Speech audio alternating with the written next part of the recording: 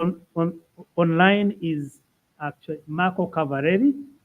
Marco Cavaleri is from the European Medicines Agency, and the bio is on the website. I will not go through the bio. And Marco Cavaleri would like to share with us the experience of the European Medicines Agency and what they did and what they will continue to do or what they can do to facilitate alignment of requirements and harmonization of requirements for the regulation of vaccines. Over to you, Marco Cavaleri. Thank you so much, Deus, and I hope you can hear me well. Indeed, I will try to be very brief, but to echo what Deus has been saying, there has been a tremendous amount of work that all regulatory agencies all over the world have been doing in the last years in trying to improve the way we connect with each other, we talk to each other, and we try to come up with more consistent and aligned strategies when it comes to the requirements for approving new vaccines. And indeed, we need new vaccines. And also, we've seen this growing amount of emerging pathogens that has caused disruption, epidemics, and even pandemic with COVID-19. And this requires to be followed up as a matter of urgency, making sure that we are very efficient in the way we evaluate emerging vaccines that are so badly needed and to make them available in those countries where the burden of disease is the highest. The learning comes a long way, as said, even back when there was the pandemic due to H1N1 influenza, you remember many years ago. But then after that, there have been a lot of opportunities to grow in terms of how we connect to each other, how we work together. For example, the big outbreak of Ebola in Western Africa has been extremely valuable in the sense of allowing regulators from different parts of the world to come together to work also with the African regulatory agencies in making sure that vaccines trials were moving on as rapidly as possible and in a way that would be ethical and would provide the evidence that was needed in order to come out with rapid decision on such vaccines. And after Ebola, Ebola unfortunately is a recurrent threat in the African region, but not only, and then with COVID, and now with Mpox, we are experiencing the same story all over again. So there is a need to make sure that we work together, because only in this way we will allow that vaccines that are needed and can save lives can be made available and can be approved in countries. Because let's not forget, access is not just a matter of regulators. The regulatory step is just the first one, a very important one, but it's not the end of it. But of course, it has to happen. And we have seen that in many cases, the approval of new vaccines that could make a difference was somehow delayed. And we all felt quite important really to work together in making sure that we find good ways of reaching such a rapid approval. And we got a lot of tools that can be used here. It would go through, for example, bilateral discussion among regulatory agencies or using larger fora. For example, AVREP, you will hear more from Quasi, but of course, that is an extraordinary way of agencies from a single region to come together and work together and also open to other agencies in other parts of the world. We got the experience with our cluster that has been set up with the US FDA and Health Canada. And we will continue to work on that as really an important area of focus in our work. And also other tools such as the ICMRA, which is the International Coalition of Medicine Regulatory Authority, which is another opportunity of allowing international discussion among regulators on how to approach products, how to approve vaccines that can be extremely important. And during COVID, we had really fantastic experience throughout all these different fora and network in making sure that we were advancing in a consistent way, so to make sure that vaccines could be approved as rapidly as possible. We will continue to do that. We have to think that in the future, it will be very difficult for a single manufacturer to make application for approval in more than 100 countries at a single time. So we need to think about ways of streamlining this process of working together, making more efficient the regulatory process in order to decrease the burden for manufacturers, but making sure that there is a rapid decision-making process in all countries all over the world. And that's part of what we have to work on in the future. And we have to take all the learning that we had so far and make sure that we are doing better in terms of, global alignment and on the requirements. And in the future, we will see many more vaccines coming. There are still too many infectious diseases for which we don't have a vaccine. And on top of this, we are seeing the increase of antimicrobial resistance as a threat that really requires that important vaccines are brought forward. And the African region will be really a region that will massively benefit from all these vaccines. I'm just thinking about, for example, vaccine for group B streptococci, which they still carry quite a heavy burden of disease, particularly in countries in Africa. So we need to think out of the box using new tools in science, translational science, to advance these vaccines as rapidly as possible, make sure that we approve them, and then we collect in the post-approval phase all the additional evidence that would be required really to come up with a final conclusion on the benefit risk. And this has to be done in a more global context and not done in silos, not done by each region in isolation, but really thinking from the start, from the early days of vaccine development about interaction and how really to make sure that we are all aligned all over the world in terms of the requirements. So that's for me is really essential. And maybe the last point that I want to stress that these we see so much growing, and we are really enthusiastic in playing our part here and making sure that this can be advanced. But let's not forget that at the end of the day, access is also about decision by governments, decision by payers, decision by those who will make recommendation for vaccination, the so-called NITAGs. And I will give another important example, because with the EMA, with the Medicine for All platform, we have been able to come out with scientific opinion to support the use of vaccine outside of Europe. And EMA gave the scientific opinion that led then to the use and the approval of Mosquirix, the first malaria vaccine. But to remind you that from the time of the EMA scientific opinion to when the vaccine was really deployed in countries, it took more than 7 years. So we need to do better also in achieving better alignment between the regulators and the recommending body all over the world. And that is a challenge, but we have to take this challenge and to see what we can do in order to make it better in terms of access to life-saving vaccines. I will stop here. Thank you.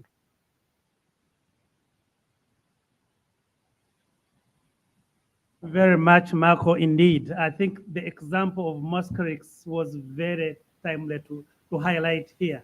But of course, if we go into the details, actually, it highlights what we need to deal with to avoid that right away from the requirements and assessment, to make sure that then people don't have any questions after this. Thank you so much for highlighting the platforms that are available with EMA and where EMA interacts with other regulators to align the requirements and to facilitate timely access to vaccine. I think a forum like ICMRA and ICRO that you have highlighted is embraces all regulators, and we need to find that way of interacting at that level. But I think much more is how can the developers use those platforms to interact with us during the development stage, to make sure that then when they develop the vaccine, they have taken into consideration all our requirements. Thank you once again, Marco Cavaleri. And to bring another perspective is Peter Marks. Peter Marks is from the United States Food and Drugs Authority, and another area where most of the vaccines are fast developed and fast registered. Therefore, the requirements that USFDA will communicate to the applicants will very much influence what they put into development and eventually what information is available. And therefore, Peter Marks is better positioned so to tell us how he can, first of all, influence regulators, but developers, but also interact with regulators to make sure that those requirements of the rest of the world are taken into consideration to align and facilitate the fast, quick access. So, Peter Marks, the floor is yours. Thank you very much. So I'm going to try to speak a little bit complementary to what Marco talked about, because I think one of the things we realize now is that there are so many different pathogens that may come up rapidly that we can talk about licensing vaccines, but for many of these, the time it takes to get to a fully licensed vaccine, at least in the United States, is longer than the time that we have available for response often. And in the United States, that's led us, we of course have our biologics license pathway, but it's led us to make increasing use of our emergency use authorization pathway, which is present, has been around now for over getting towards 2 decades, which allows us to make potentially life-saving medical products available when there's no approved and available alternative, based on a standard that the products may be effective and the known and potential benefits outweigh the known and potential risks. It's a very flexible pathway that allows us to require only a very modest amount of manufacturing information, depending on the nature of what we're dealing with. I think the reason why I bring this up is because I think in some ways, it allows us to have an analogous pathway to some of what the European Union has. EMA can make use of when they need to make products available either under exceptional circumstances or conditional approvals, or in these kinds of settings. We also have expanded access provisions, which allow us to make products available for smaller populations. But the reason why I bring up this emergency use authorization is that I think it's one of these things that for us has allowed us to have the flexibility to adapt to these very rapidly emerging infectious diseases. We also have other ways, for our traditional approvals, we can get there by full approvals or using biomarkers, immunogenicity, for example. And we also have a way of using animal data on efficacy to get to a full approval. But in these urgent settings, these are less relevant. And I think really what I want to just talk about for a minute or two is this issue of global regulatory alignment, which is, although there are differences in the EU and US frameworks for regulatory requirements for vaccines, there's reasonably enough alignment so that we potentially could have facilitated, coordinated reviews and or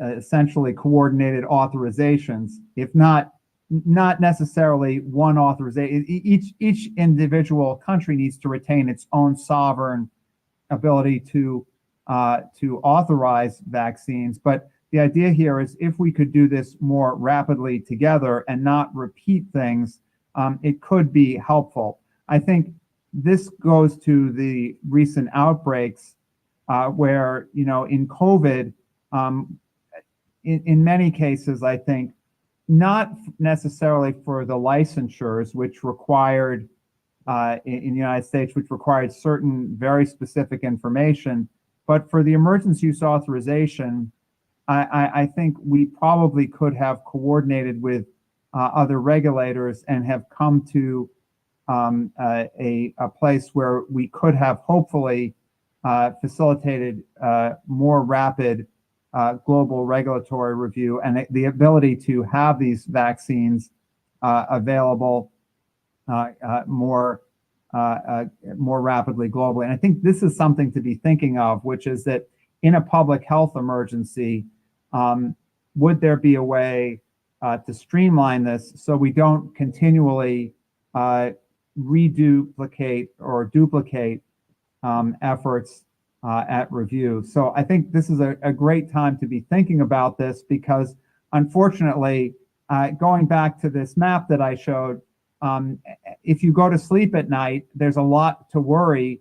Every night you go to sleep, there's a lot to worry about as something that might be coming up in the near future. And we're seeing not just newly emerging diseases, but we're seeing these re-emerging diseases such as Mpox, which we will need to deal with And so having a very flexible framework here that helps streamline efforts of regulators may be beneficial so that we don't all exhaust our resources each time one of these crises come up. So I'll stop there.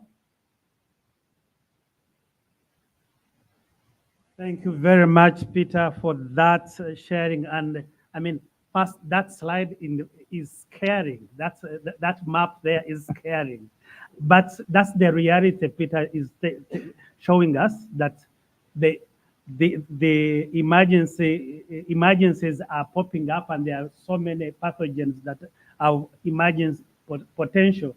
But as you heard, for those who were there in the morning, that with globalization, global travel, and all that, nobody is safe. So that arrow may have been pointing to Africa somewhere, but it will be next on the plane. It will be in Asia, it will be in Europe, it will be in the US. So they emphasizing the need for us. And thank you for sharing us the measures USFD has put in place, first of all, to react to the different emergencies, and the willingness and to collaborate with the different regulators across the globe to be able to react appropriately to those emergencies, and to start thinking about it, not during the emergency, but even before the emergency. Thank you so much, Peter Max. Now, we come home and to Dr. Tumi from South Africa here. Now, Saturday I was part of the tours, and I went to some research centers and incubation centers, and I saw a lot of scientific work going on in Africa. We saw some SMEs that are working towards developing new products, and hope.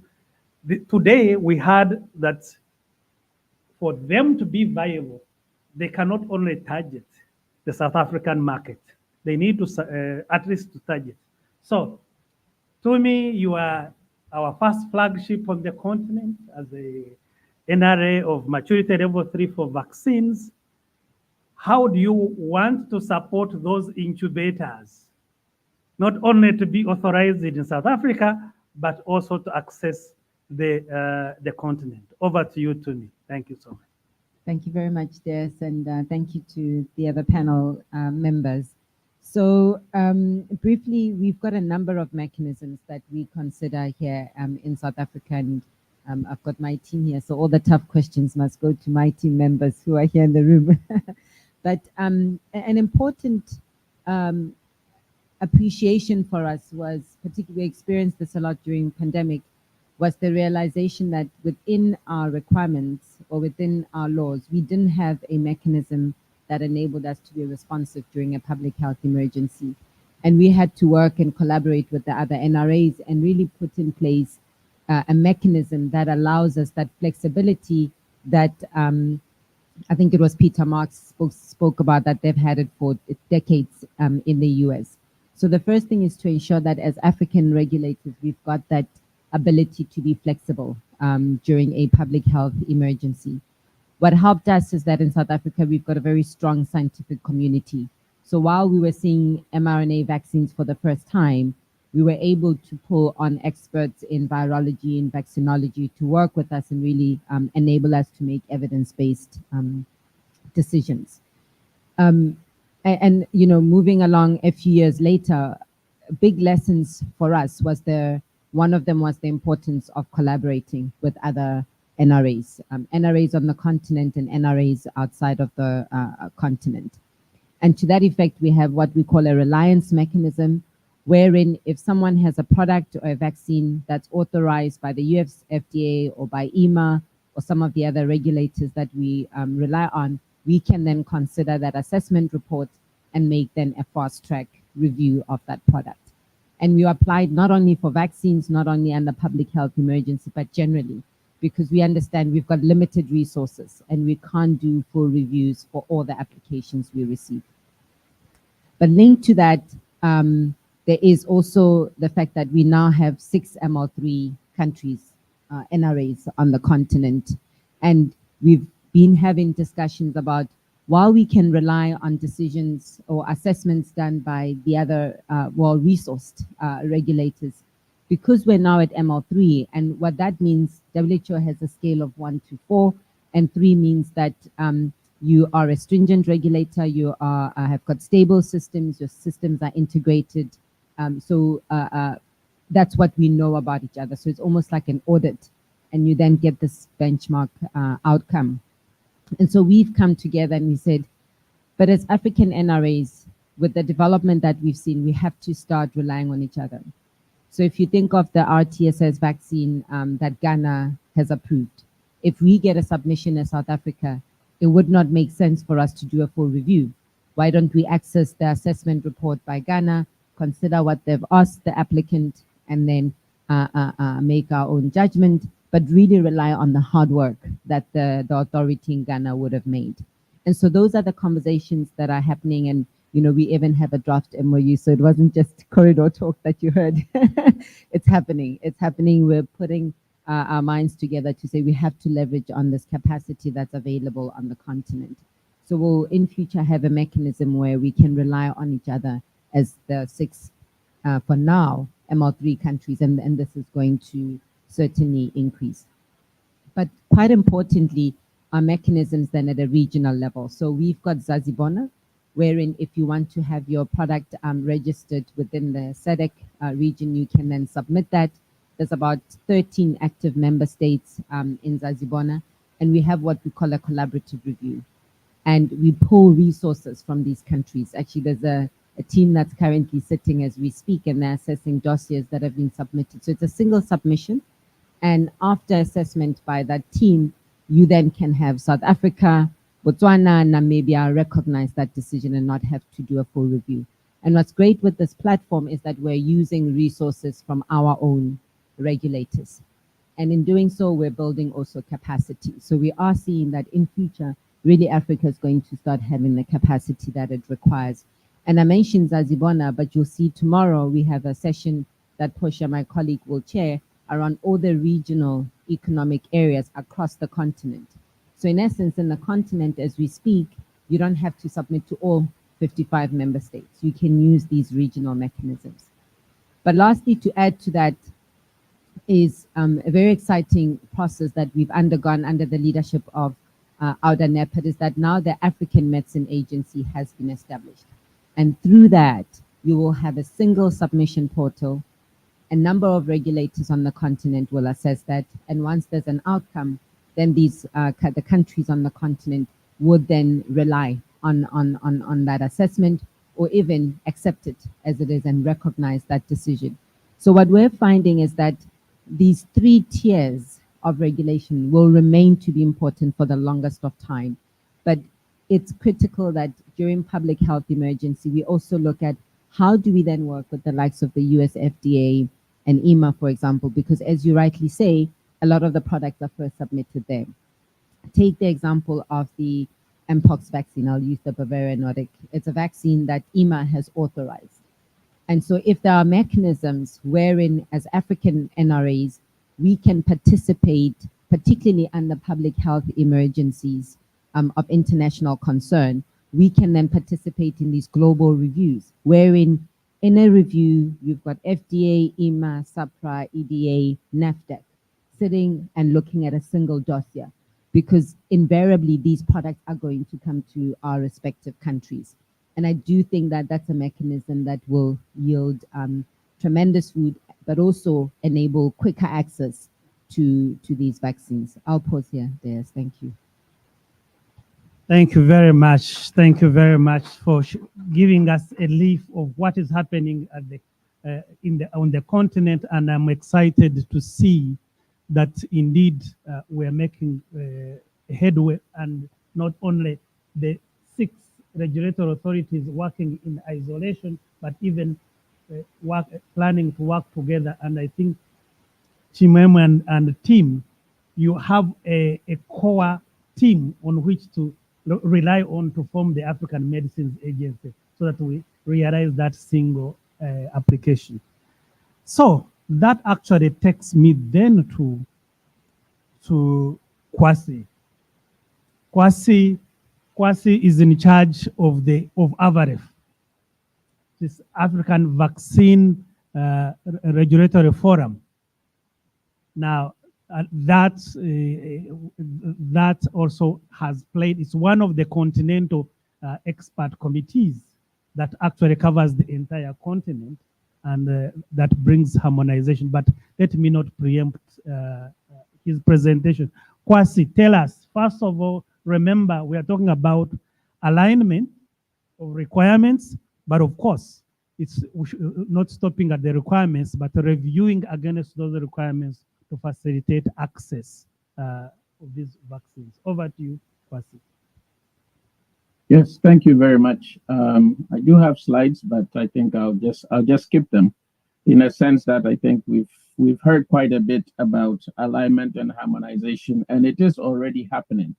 The AVAREF started really as a capacity building initiative for national regulatory authorities and the ethics committees. And the fact that we've been able to do this for the last 17 years allows us really to have the forum to be able to convene when necessary. So this forum has been used, particularly in terms of emergencies, or when it's important to bring folks together, and AVAREF basically facilitates. AVAREF is also the technical committee for the AMRH for clinical trials. And given that in a lot of these emergency situations, you're looking at information that or vaccines that are probably not fully registered and having to rely on the emergency use, we do that. But one of the reasons that help in doing this is really the tools that exist, such as the guidelines, the training that we do use. Reliance has also been mentioned, and in fact, in the day-to-day process of actually bringing folks together, doing joint reviews, in doing that, we are exposed to each other, building trust, and therefore making reliance actually a lot more practical.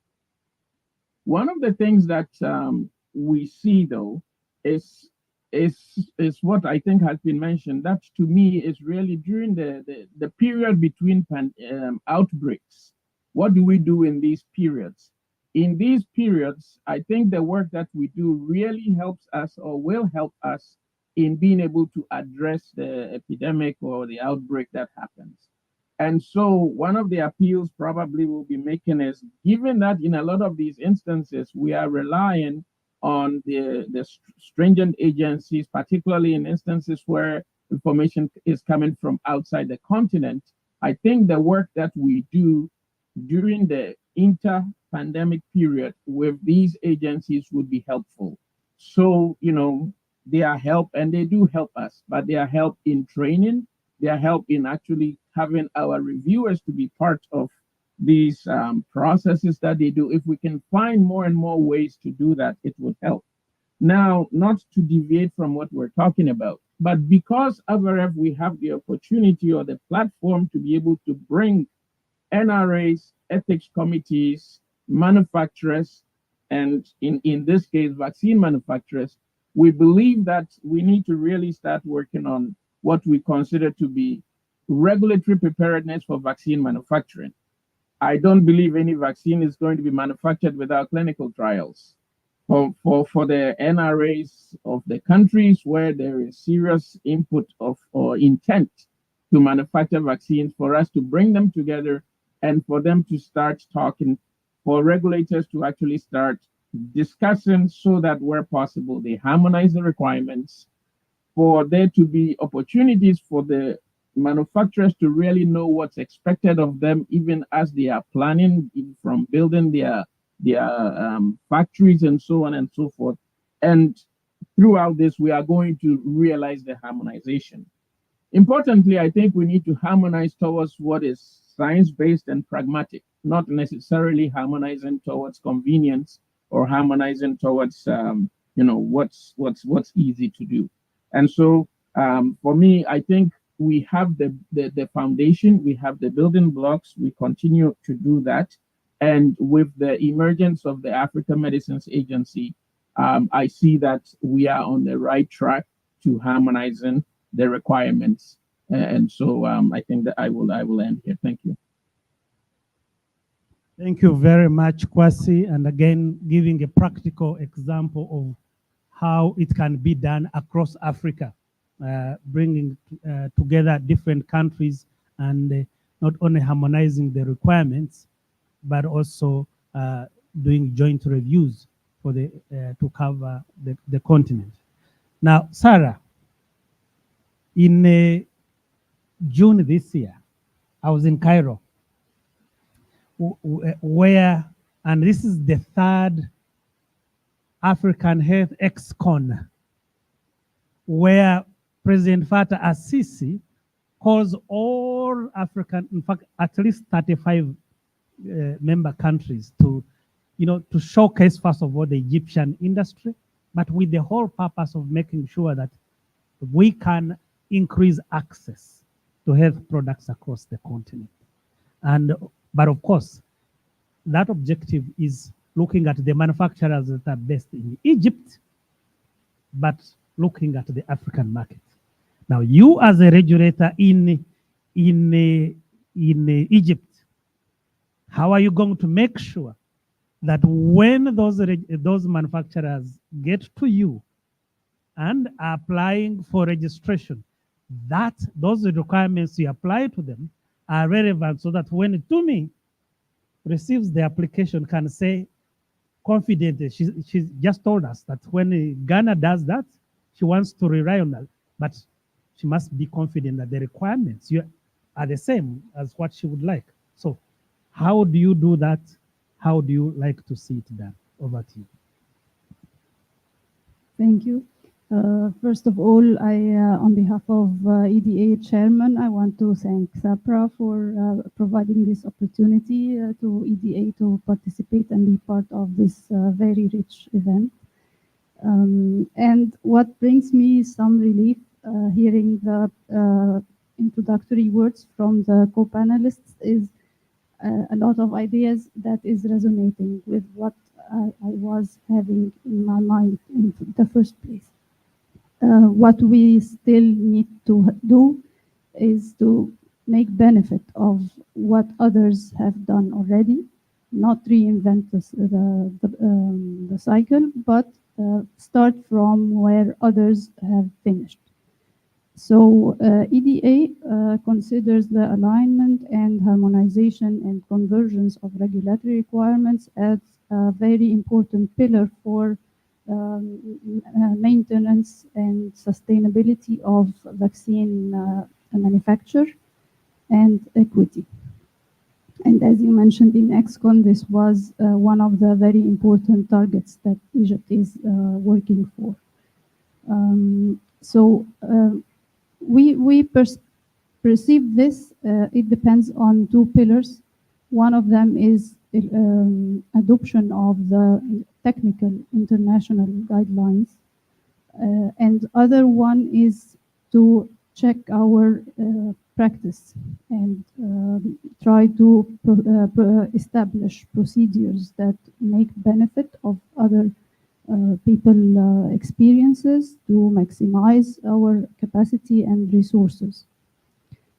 So Egypt has started, or EDA has started lately to engage in many initiatives of harmonization and maturity level 3 in vaccines provided us a very good starting point where we can start and continue to improve our efficiency. Lately, we also joined the ICH as a member and IPRP, which is another platform for regulators harmonization.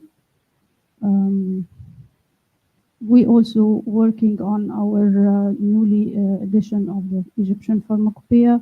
We have a lot of collaboration with USP and the European Pharmacopoeia Observership.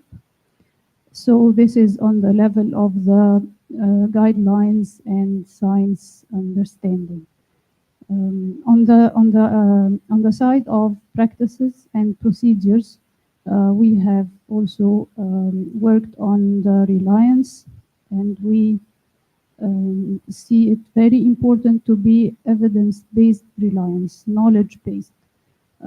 We have some recognition as well, steps, but evidence-based or knowledge-based reliance improve the capacity building of the authority. As well, the position of the local manufacturers also helps a lot in building common experience between manufacturer and regulator. This interaction between manufacturers and regulators are very important in knowledge sharing and building networks. We also have a lot of memorandums of understanding with other regulatory authorities. We are working on contribution in joint assessment procedures as well with SAPRA. Not much to add to what panelists have said, but I hope that this gives you a flashlight about what is going in EDA these days. Thank you. Thank you very much, Sarah. And I liked many of your points, but I would like to emphasize one: adoption of international guidelines. You remember the Honorable Minister shared with us a very crude joke, but it was sending the message home. Imagine you are in a pool, because now what we are with the globalization, we are in a pool. And you think you will pee in one corner, you say, go and pee in that corner, you know. So we are in a, so if we want global access, we need to adopt international guidelines. And as we field the questions from the audience, I would like my panelists to think of two things. One, what can we do to harmonize our practical things? Or which forum can we use to make sure that we indeed truly harmonize our requirements? And the second one, I would like to hear from you. How can we give scientific advice to the developers when they are developing these products so that they develop them with a global outlook? So those are the two questions, but now we'll think about them. Let's field questions from the audience. Please ask these regulators on what you like to see. We don't want a repetition of what I have had, this, you know, delayed access and all that, but let's focus on the requirements that would facilitate access, global access. So I have seen a hand here. Please introduce yourself, and if you are targeting your question to a specific presenter, do so, but even if you don't specify, we'll allocate it. Thank you. Thank you very much. My name is Rachel Chikwamba from the CSIR, and my question really could be answered by any regulator. Obviously, our own regulator, to me, we've got great expectations. But the question is related to something that you said in your remarks just now, moderator, and it has to do with the moderator's role, the regulator's role in ensuring that quality is adhered to, quality, safety, the whole thing. As well as, perhaps this is where I want the regulator's reflection. Their other role in educating the system in order for this, and by the system I mean the innovators, the startups, the people who intend to make products, educating them and walking them along a journey such that at the end of it all, the products can go through regulation successfully and enter the market. So it is that tension between being regulators and our need for them to also be trainers of the system that I would want them to reflect on. Thanks. Thank you. We will have several questions, and then we'll ask our, yes, first, I'll come to you, but there was a hand here first. Relating to what you just said, to the global access to products, I would want the regulator to be able to link the activities to production and to procurement if you want to have greater access. Because If they regulate, what are they regulating? The products that have been manufactured. How can the patient or the user receive it or obtain it? Procurement. So if it's said that the three key groups can work together from the beginning to the end, then we can assess products as we deserve. Thank you.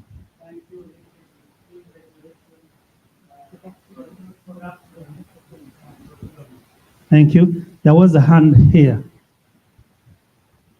Thank you for the opportunity and for a very, very nice session. So my question relates to the inspectorate function of national regulators. It's a question I'm vested in. So we observe that we are harmonizing regulations, and we are aware also that some regulators across the world have a different view on phase-appropriate GMP and inspection of facilities. So one way to facilitate local production is to allow local development.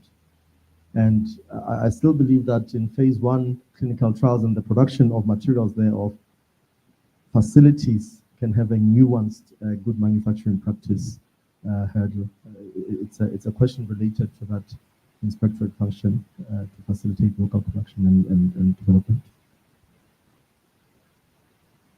Okay, was there one more? Okay, one more, and then we address this. My name is Ondari Mogeni, and from the International Vaccine Institute, either Dr. Sarah or Dr. Tumi can answer to that, because they are from countries that have achieved ML level 3 for vaccines. And how could other countries that are in that process of going through the benchmarking process benefit from the journey you've been able to undertake to avoid the mistakes that maybe the challenges that you've gone through? Good, thank you very much. So we have 4 questions, plus my other 2 that I gave to the panelists. By the way, just to check time, we started a bit late, and we have agreed that at least we go up to 5:30, if you don't mind, okay? The first question on from CSIR, I forget the name, but mainly addressed to me.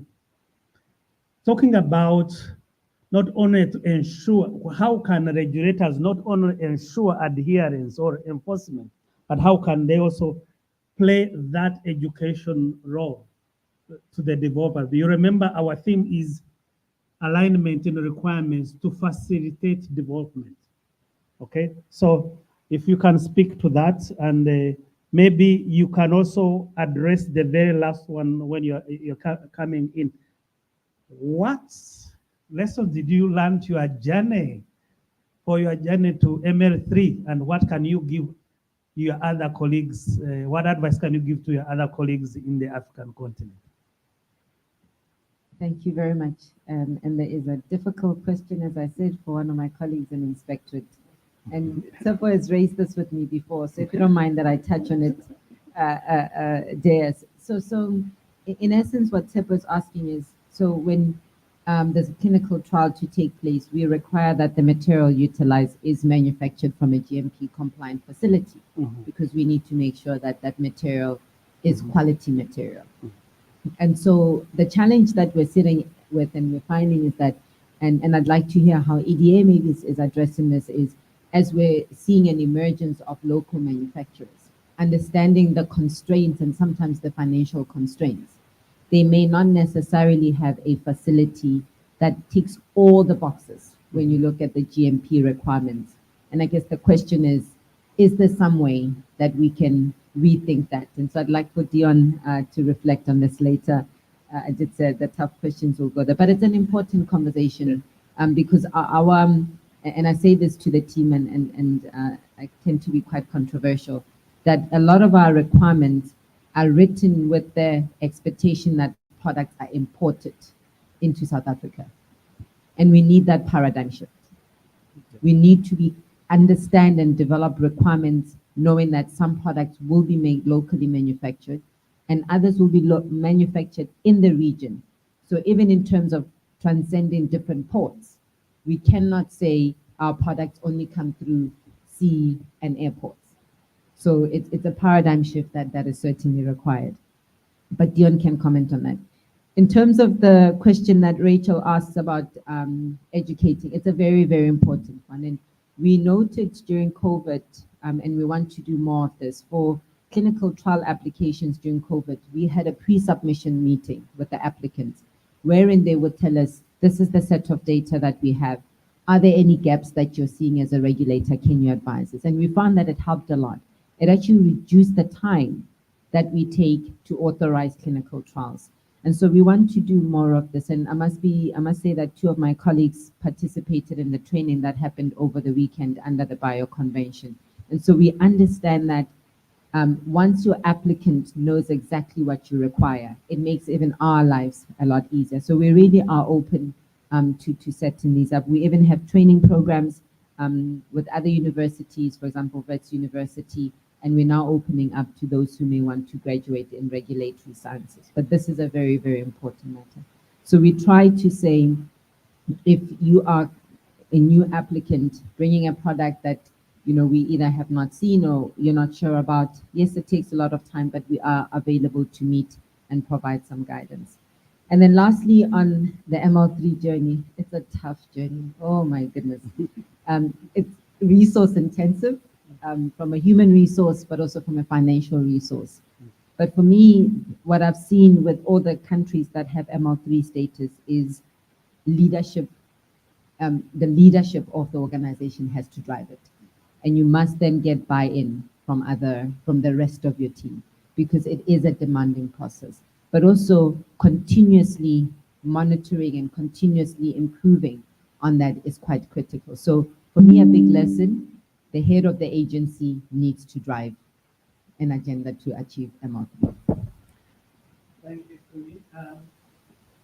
I would like to, since we are talking about also harmonization of requirements, I would like to go back to that question about development and GMP compliance. And I would like to hear, I don't know whether Peter Marks and Mark Cavaleri, you are still online, because this is where I think we need to have common expectations, and where in the development path, at what stage would you expect products to be under development, be manufactured under GMP? I don't know who would like to start. Peter, are you online? Yeah, I'm happy to start. I think we expect stage appropriate GMP. So early on, I mean, the product is going to have to be studied. They're going to need to be making a GMP product eventually that's fully compliant with GMP.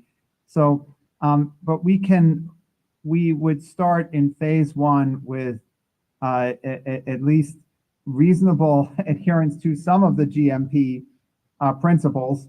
And then as things move towards a product that will be licensed, we need full compliance with GMP. Exactly what we require will depend on the nature of the vaccine and the nature of the situation. And I would turn it over to Marco, because I think, this is a place where we'd be open to discussion with our colleagues about what's appropriate for a given vaccine and a given situation. Thank you, Peter. Marco, what's your perspective? Yeah, no, thanks. And I will follow on to what Peter was saying, because indeed GMP is a continuum, it starts with a certain degree of GMP compliance with the expectation that by the time the product will be approved, then there will be full GMP compliance. And there are some guidance documents describe pretty much what we would like to see in terms of GMP compliance also in clinical trials. But this can be variable and can be discussed on a case-by-case basis. So it's always a matter of having a risk-based approach depending on the type of vaccine, the clinical trial we're considering, the population that will be investigated, what is known and what is not known. And then based on that, you can customize and tailor your actual requirement based on the circumstances of the clinical trials is in front of you. So in other words, to say that we should not get fixated into having GMP, full-blown GMP also from a phase 1 clinical trial, which is impossible, by the way, or extremely challenging to even ask a manufacturer. But we need to think about what is really important and what are the factors or the red lines that we don't want to cross in terms of ensuring protection of participants in clinical trials. And very much will depend on the type of clinical trial, the population that is recruited, the circumstances, and all of this. So it always has to be a case-by-case discussion, and it's very difficult to standardize everything about, GMP compliance. And that's why it's so important that we, as the regulatory community in the world, we come together to discuss these aspects and come up with an aligned position with respect to what we would like to see or not. Because, for example, for manufacturers that want to run clinical trials in different parts of the world, it becomes a nightmare if each regulator has a different interpretation of the GMP requirements on any specific clinical trial. So we need to think how to make sure that, we come up with a single position which is a reasonable position and can be agreed by all the regulators in the world. And the art of clinical trials is also an important one, and we need to work more in making sure that, clinical trials that are run through different regions are agreed properly and don't end up being the last one to be approved because they go through different regions, which is paradoxical. These clinical trials most often are the very large ones that are able to answer questions in a very clear-cut way. And sometimes, these trials take longer because of these facts. So we need to work on this and make sure that, we have a more aligned position across the regulatory community. Thank you, Marco, indeed. And to you, Kwasi, because now Marco raised a point that we need to make to discuss early on with the developers to make sure that then the trials that are developed in particular countries are acceptable across. And one of the things is whether they have been manufactured at what Peter called GMP, appropriate level of GMP. So Kwasi Avaref was actually the main initial focus was facilitating clinical trials. How would you, or what have you been doing, or how would you facilitate harmonization or acceptance of products that have been used in clinical trials so that the trial would be accepted by all members in the African continent? What would be the role of Avaref in that respect? Over to you, Kwasi. Yes, thank you, and thanks for the question. With regard to clinical trials in this context, given that particularly Avaref's role tends to be more with the multi-country joint processes, we now have the scientific advice option, where even before the companies are able to submit or want to submit, they can indicate the number of countries that potentially could see the product. And at times we may even bring other countries as observers to really organize a scientific advice. And so we are currently doing that. And in the process of the scientific advice, it's mainly regulators. Sometimes we have a few ethics committees.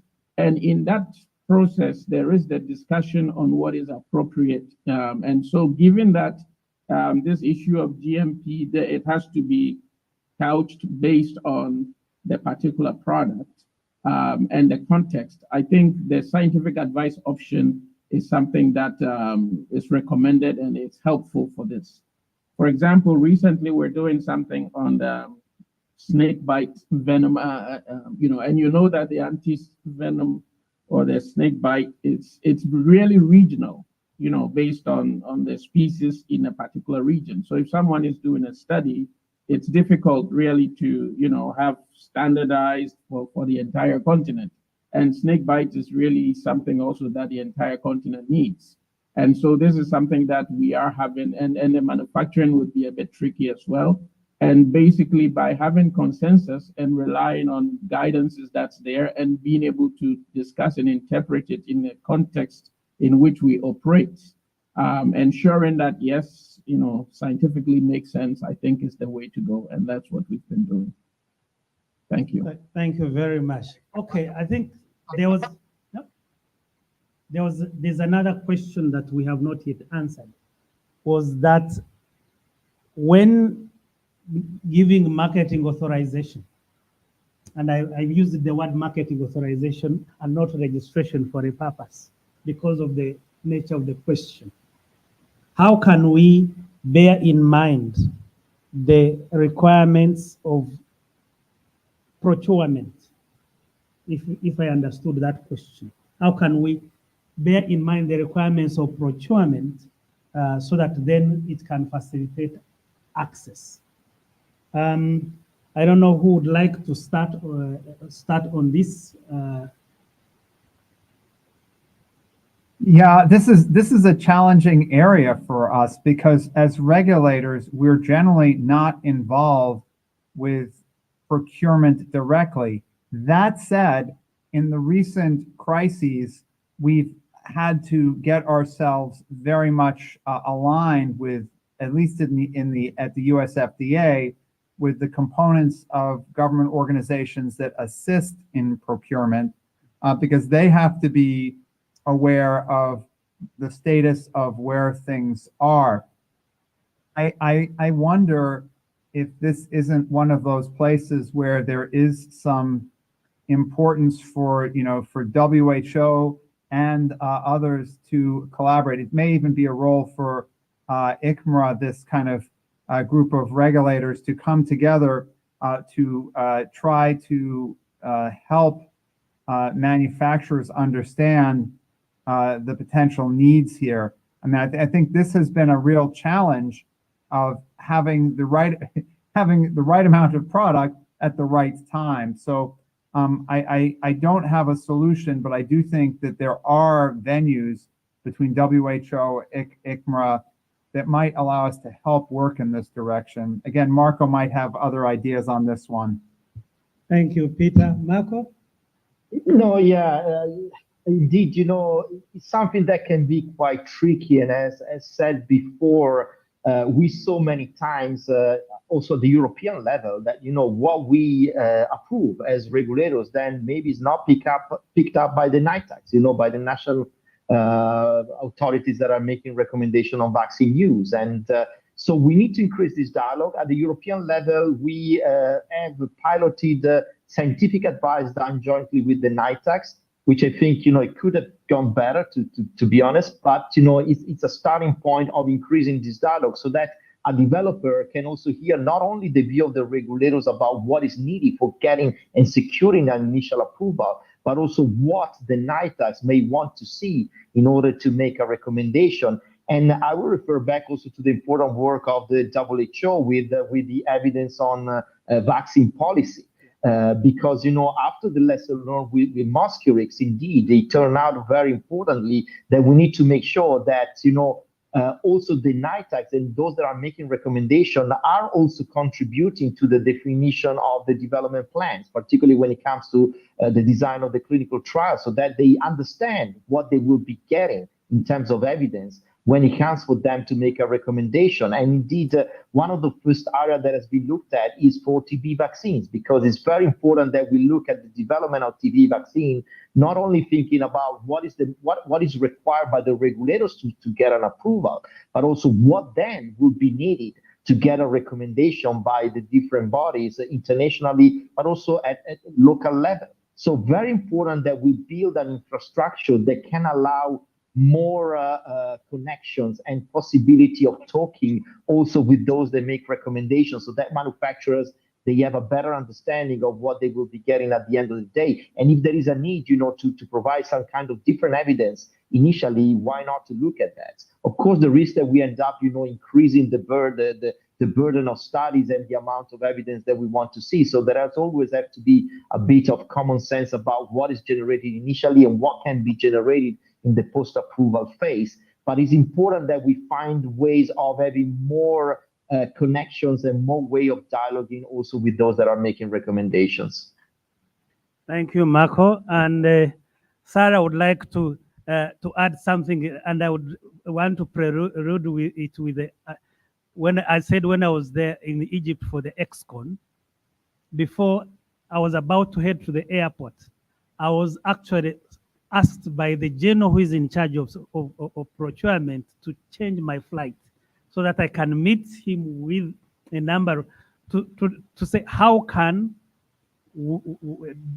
for him, of course, pre-qualification, how can prequalification take into consideration their procurement requirement in Egypt, so that then when the products are approved, they can procure them for the continent. So what do you do in Egypt? Yes. Yes, as you said, procurement is in a separate authority other than the Egyptian Drug Authority, but there is always a high-level coordination between governmental and non-governmental bodies, and also supported by WHO and African CDC with the objective of helping the manufacturers to build capacity and encourage them to meet the pre-qualification needs, to rationalize production and to empower technology transfer projects. We also, in the terms of supporting the developers, we have a very initiative, primitive scientific advice route and process, covering quality and clinical aspects, with a major objective of checking if the provided evidence by the developer would provide a reliable evidence for the initial approval. But because of that, the manufacturing experience in Egypt is still in its initial phases, with the majority of fill and finish. The topics that we have faced and supported in the scientific advice are still in their initial phases. Another thing you mentioned about how can EDA help other authorities to make their journey to the maturity level 3. I wanted also to highlight that EDA is participating in the regional centers of regulatory excellence, where a lot of programs have been organized between different authorities in Africa, with training programs tailored to their needs. So I hope this contribution would be continuous. Thank you very much. So now I'm coming back to my panelists to ask you for the parting words. And you remember my 2 questions that I put to you. One about practically what can we do, what forums can we use to align our requirements, and how do you think we could give scientific advice to the developers in order to meet that global requirement beyond our national requirements? I'll just say 2 points before I leave. One is that in terms of the GMP for investigation of product, WHO has a guideline on GMP for investigation of product, but which you can look at and adopt and adapt accordingly.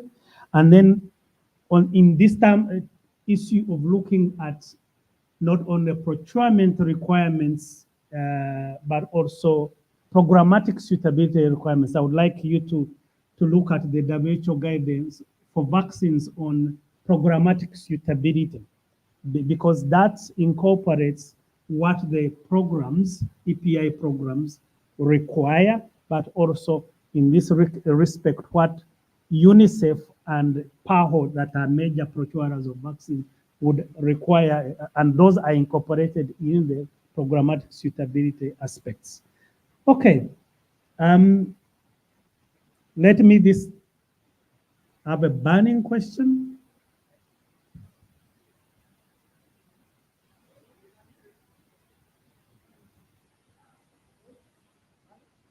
Why I asked that question is that most cases we realize that it is now becoming easier for the regulators to work with manufacturers. It's like, it wasn't like the police state application before.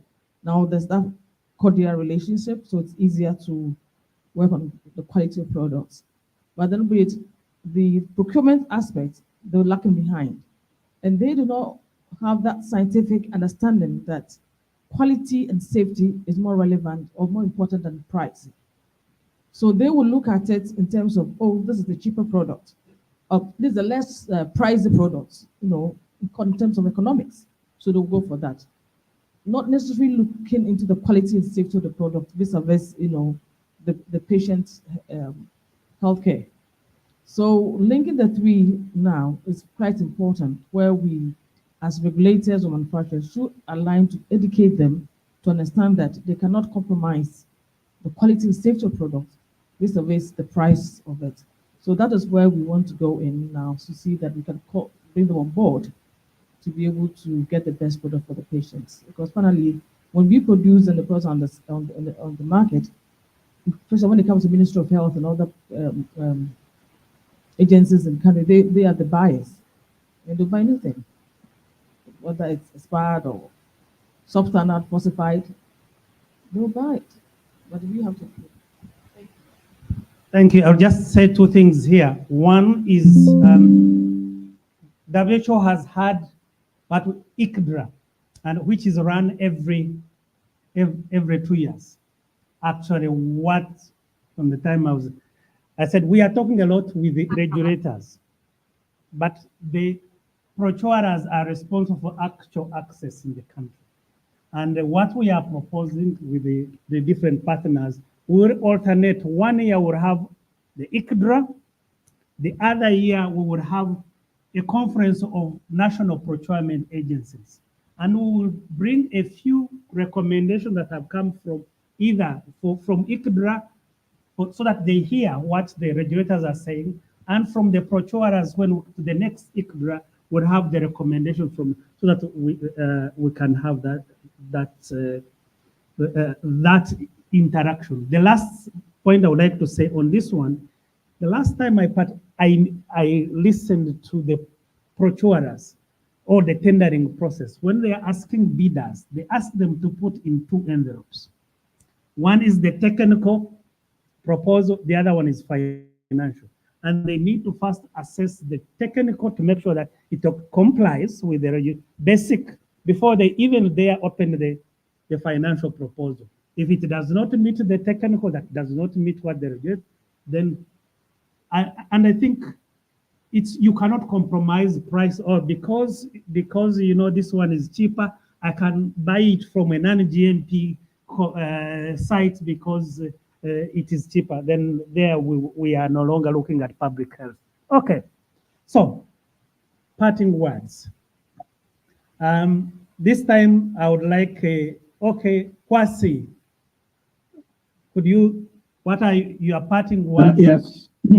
Parting words. Yes. I think I want to start with mindset, because everything we're talking about, if we have the mindset of Pan-African, with the African Medicines Agency, thinking really as one continent, one marketplace, we would really look practically at what we need to do to harmonize.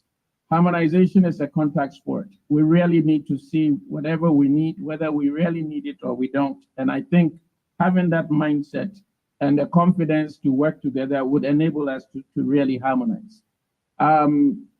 Fortunately or unfortunately, or whatever, I've been involved in this harmonization project for a long time, from 2008, and I see a lot of progress. And in fact, the kind of progress we are seeing now is really accelerating. And so I think we should really take advantage of this and continue to ask the tough questions and create the environment that would enable us to get to where we need to get to. Thank you. Thank you, Kwasi. And Marco, what are your parting words?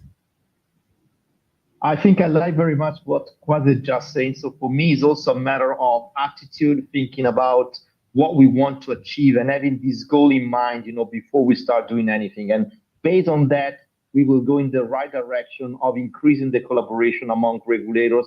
We need to do that. I cannot see in the future that is sustainable to go on with individual approval country by country throughout the almost 200 members of the United Nations. So really is the time that we make a big step forward and increase this approach towards harmonization. And mindset, I agree with Kazi, is an important word. Thank you very much. Peter. Yeah, and this, I will try to keep it quick. Completely agree with Marco, and also believe that as we do this together, if we do it well, this issue of quality won't be one that we'll have to worry about, because we will set a base for quality, and we'll just say, look, the global population does not deserve anything below a certain level of quality. In other words, it shouldn't be in any income country, low, middle, or high, below a certain level of quality. So we won't let things go below a base. That's where I think this collaboration and cooperation can work. Thank you, Marco. Peter, Sarah.